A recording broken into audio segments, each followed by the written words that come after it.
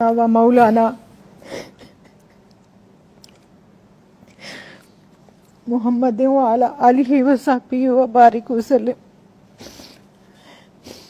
قبلہ غازی صاحب، آپ کے لیے میں نے ایک شعر لکھا تھا کہ اتنی جرت سے کون بولے گا آپ کو میری عمر لگ جائے۔ آج میں اس شعر میں ترمیم کے ساتھ آپ کو دعا دیتی ہوں کہ اتنی جرت سے کون بولے گا آپ کو عمر خضر مل جائے۔ ہم گھروں میں بیٹھ کے خواتین تماشا دیکھ رہی ہیں کہ الرجال قوامون علی النساء کہنے والے 57 اسلامی ممالک کے حکمران کس نیند میں سو رہے ہیں، وہ کس بے حسی کا شکار ہیں۔ تو آپ نے جس جرت، غیرت دینی اور احساس امت کا مظاہرہ کیا، شکر الحمدللہ کوئی تو بولا، کسی نے تو اس ظلم کے خلاف آواز اٹھائی، ورنہ کل تک مجھے یوں لگتا تھا کہ میں سیدنا امام زین العابدین علیہ السلام کے ساتھ کوفہ میں کھڑی ہوں، جنہوں نے فرمایا تھا کہ مجھے یزیدیوں کی یزیدیت نے اتنی تکلیف نہیں پہنچائی جتنی کوفہ والوں کی خاموشی نے۔ اور جان لو کہ جب بھی کبھی کہیں ظلم ہو اور امت اس کے اوپر خاموش ہو تو وہ لوگ کوفی ہیں، وہ جگہ کوفہ ہے اور وہ رویہ کوفیانہ ہے۔ تو مجھے تو سمجھ نہیں آ رہی کہ سسکیاں کس زبان میں لکھوں۔ آج الفاظ آپ دیدہ ہیں، اور جو آپ کا حال ہے نا، روز آج 11 دن ہو گئے ہیں، ہم مائیں جب اپنے بچوں کو روٹی دیتی ہیں نا تو ہمارے بچوں نے انکار کر دیا کہ ہم ایک وقت روٹی دے دیا کریں۔ ہم سے نہیں دیکھا جاتا غزہ کے اندر اپنے معصوم بہن بھائیوں کا اس طرح سے گاجر مولی کی طرح کٹنا، گویا ان کو تو انسان بھی نہیں سمجھا جا رہا۔ اور یو این او کا جنرل سیکرٹری کھڑا ہو کے کہتا ہے کہ دنیا میں اگر کسی نے جہنم دیکھنی ہے تو وہ غزہ کو دیکھ لے، غزہ کے بچوں کو دیکھ لے۔ دوسری طرف یو این او امداد بھجواتا ہے مصر، اور مصر کی جو بارڈر لائن ہے وہ بند کی گئی ہے۔ یہ دنیا کس کو تماشا کر کے دکھا رہے ہیں؟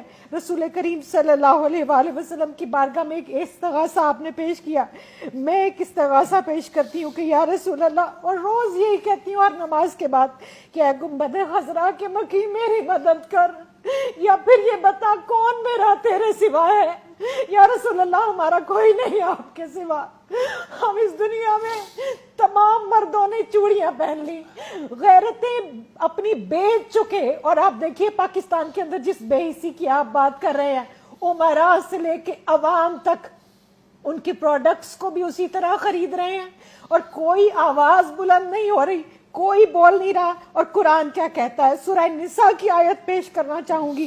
اللہ رب الکریم ارشاد فرماتا ہے وَمَا لَكُمْ لَا تُقَاتِلُونَ فِي سَبِيلِ اللَّهِ وَالْمُسْتَضْعَفِينَ مِنَ الرِّجَالِ وَالنِّسَاءِ وَالْوِلْدَانِ الَّذِينَ يَقُولُونَ۔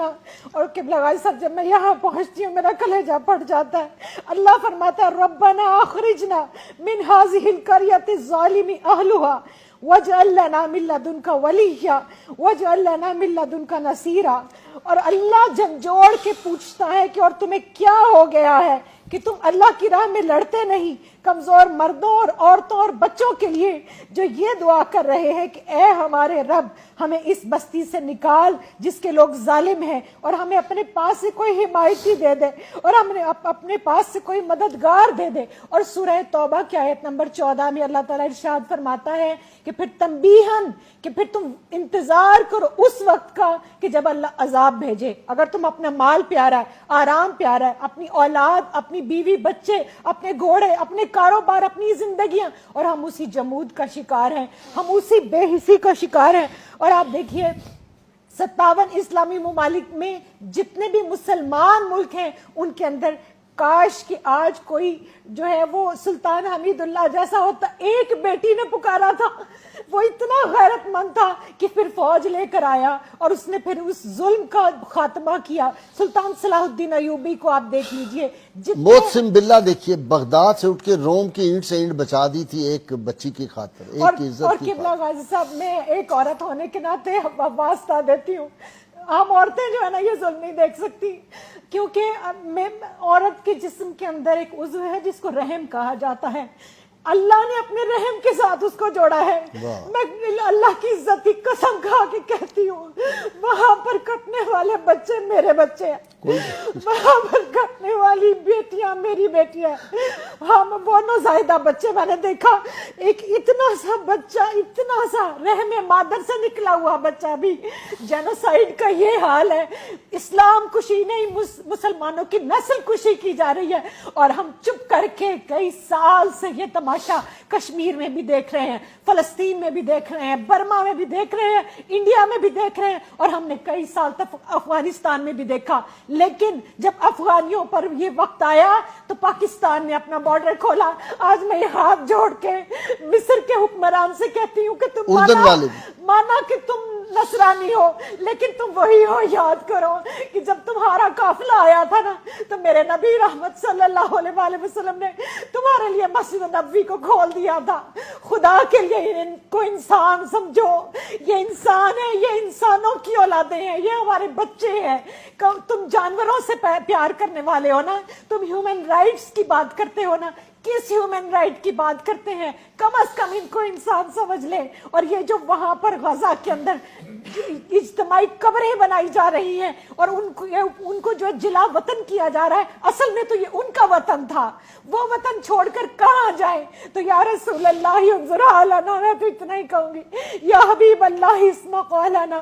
اور وہ لوگ جو حضور غوث الاعظم کو مانتے ہیں وہ حضور غوث الاعظم جیلانی کا جہاد بھی یاد کریں. آج یہ امت جس واہن کی آپ نے بات کی, یہ کیوں واہن زدہ ہو گئی؟ ان کی تلواروں کو کیوں زنگ لگ گیا؟ یہ ظلم کے خلاف آواز بھی نہیں اٹھاتے. چلے میں اور آپ تلوار لے کر نہیں نکل سکتے, ایک ریاست کا کام ہے کہ وہ نکلے, لیکن ہم آواز تو بلند کریں. آج تمام سوشل میڈیا کے اکاؤنٹس بند کر دیے جاتے ہیں جہاں فلسطین کی بات ہوتی ہے. لاکھوں کی تعداد میں پوسٹ کو ڈیلیٹ کیا جا رہا ہے. ہمارے پاس ہے کیا؟